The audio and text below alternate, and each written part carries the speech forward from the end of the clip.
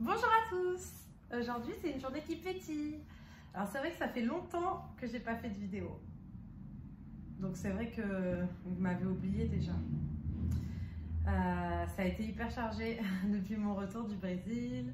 Du coup la rentrée, j'ai commencé une nouvelle formation, un festival de danse que j'ai organisé aussi avec les copines. Et donc du coup c'est vrai que j'avais plein de sujets qui me venaient en tête et il n'y avait jamais le bon moment. Un coup c'était il n'y a pas la bonne lumière, il faisait trop nuit.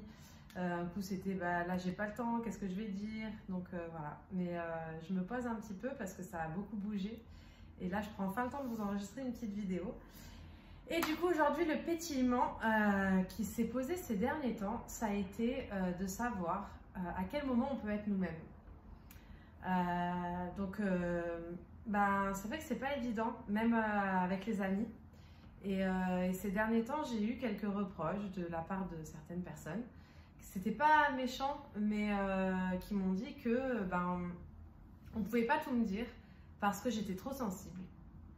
Et que du coup, derrière, les personnes avaient peur des conséquences. Et finalement, ça m'a fait beaucoup réfléchir parce que je me demande comment agir si avec nos amis, on peut pas être nous-mêmes. Et c'est vrai que je suis quelqu'un qui n'a pas de filtre, c'est-à-dire que quand je vais pas bien, vous le voyez. Quand je vais bien, ça se voit aussi. Mais les gens préfèrent m'arriver, que je sois rayonnante, que je dise bonjour à tout le monde, que j'ai toujours une petite bêtise à dire et que je leur donne de l'énergie. Et il y a des jours où malheureusement, j'en ai pas à donner.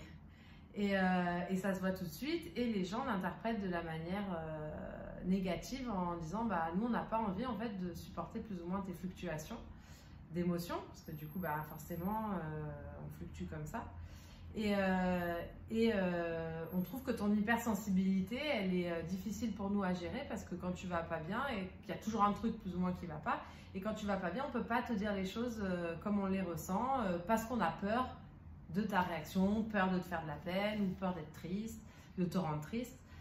Et donc, je sais pas, j'ai pas... Au début, je me suis dit, qu'est-ce que je fais?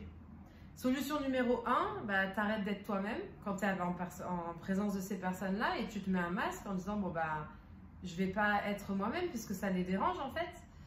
Et là, je me suis dit, mais si tu peux pas être toi-même avec tes amis, en fait, avec qui tu peux être toi-même? Et quand j'ai posé la question en fait un peu autour de moi, je me suis dit je vais me renseigner avec des amis, des connaissances. Et en fait, tu te rends compte qu'il y a beaucoup de gens qui n'ont pas la réponse parce que ils vont tous te dire non, il faut que tu sois toi-même, comme ça au moins ils t'acceptent comme tu es ou sinon ils t'acceptent pas. Mais dans la vraie vie, c'est pas exactement comme ça que ça se passe. Et j'ai pas vraiment encore trouvé la réponse à ça parce que d'une part, j'ai pas envie de perdre tous mes amis. Et j'ai pas envie d'être un poids pour elle et que ce soit pesant le fait que j'ai des fluctuations d'émotions. Et d'autre part, je pense que c'est pas si simple de dire je vais me mettre un masque et puis je vais plus être moi parce qu'en fait, j'y arrive pas. Et je me rappelle, j'avais un ancien petit ami qui m'avait dit oui, mais toi, Nina, c'est fatigant parce que un coup t'es là, un coup t'es là, ça change dans la journée. Moi, je suis très linéaire. Et en fait, je me dis que les émotions, elles sont là et elles permettent de nous dire qu'on est vivant. Et qu'on a un cœur et qu'on ressent les choses.